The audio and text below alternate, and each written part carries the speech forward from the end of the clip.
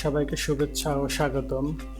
আজ আমরা সিলিন্ডারের ক্ষেত্রফল ও আয়তনের সূত্র কিভাবে গঠিত হয় তা জানব এবং শিখব।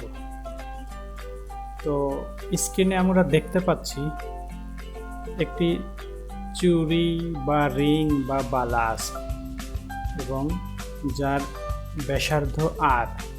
তো আর ব্যাসার্ধ হলে তার পরিধি হয় 2πr। তো আমরা এই চুড়ি বা বালা দিয়ে একটি সিলিন্ডার গঠন করি। আমরা দেখতে পাচ্ছি সুন্দরভাবে একটি সিলিন্ডার গঠিত হচ্ছে, যার ভূমির ব্যাসার্ধ আর এবং উচ্চতা h।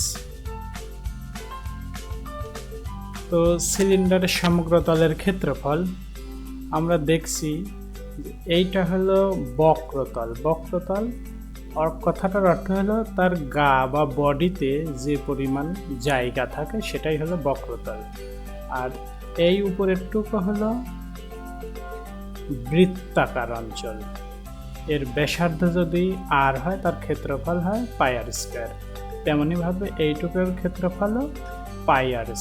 তাহলে বৃত্তাকার তলের ক্ষেত্রফল আমরা বলতে পারি যে πr² যোগ πr² মানে 2πr²। আমরা একটু দেখি বক্রতলটা কি। আমরা বক্রতল দেখতে পাচ্ছি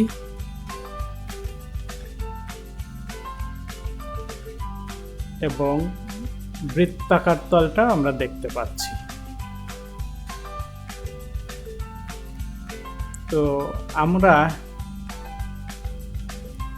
এখানে সিলিন্ডারের বক্রতলের ক্ষেত্রফল কিভাবে তৈরি করা যায়, আমরা বাস্তবে কি করে করতে পারি সবাই যাতে বুঝতে পারে এমন একটি উদাহরণের সহযোগিতা নিচ্ছি। তাহলে এইখানে আমরা দেখছি যে শক্ত কাগজ বা ড্যানিশ দুধের কৌটা ব্যবহার করা হয়েছে। তো মনে করলাম যে এইটা হলো ড্যানিশ দুধের কৌটা। এই কৌটাটার উপরের অংশ বৃত্তাকার এবং নিচের বৃত্তাকার অঞ্চলটাকে কেটে নেওয়া হয়েছে, তাহলে দুই দিকেই ফাঁকা। এখন এই দিক দিয়ে এই ড্যানিশের কৌটাটাকে কাটা হলো। কাটলে কি হবে দেখি। তাহলে কাটলে এটার যদি আমরা টান করি তাহলে এর চেহারাটা হবে এমন। তো আমরা আগেই জেনেছি যে বৃত্তের পরিধি হয় 2πr, তার মানে এইটুকুর হয় হলো 2πr। তাহলে ওইটাই তো আমাদের বিস্তার লাভ করে এতটুকু হয়েছে, অর্থাৎ এতটুকু হয়েছে, এটা হলো 2πr। আর সিলিন্ডারের উচ্চতা ছিল হলো এইটা h। তো এটাই হলো সেটা h। এই অংশটু একটি আবার আয়তক্ষেত্র। আয়তক্ষেত্রের ক্ষেত্রফল কি আমরা জানি, দৈর্ঘ্য গুণন প্রস্থ, অর্থাৎ 2πr গুণন h।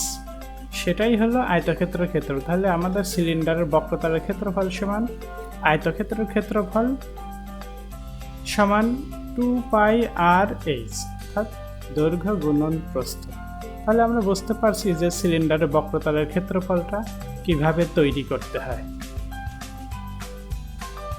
এখন আমরা দেখি তাহলে সমগ্র তলের ক্ষেত্রফলটা কি হবে। বক্রতলের ক্ষেত্রফল যোগ দুইটা বৃত্তাকার অঞ্চলের ক্ষেত্রফল।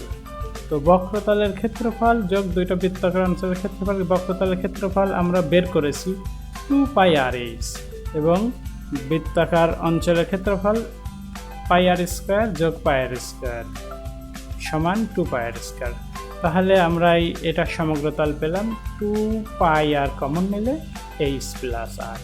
এইটাই হলো আমাদের সিলিন্ডারের সমগ্রতলের ক্ষেত্রফল। তো আমাদের এখন অবশিষ্ট থাকে সিলিন্ডারের আয়তন।